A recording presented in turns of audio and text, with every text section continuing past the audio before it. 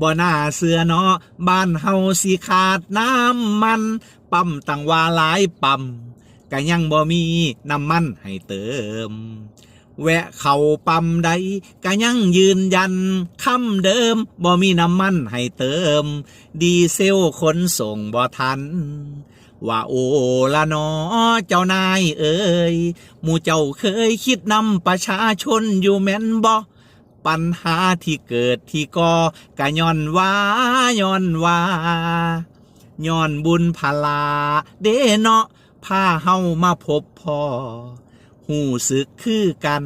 เด้เนาะคือบ่อยากพ่ออยากฝันย้อนบุญพลา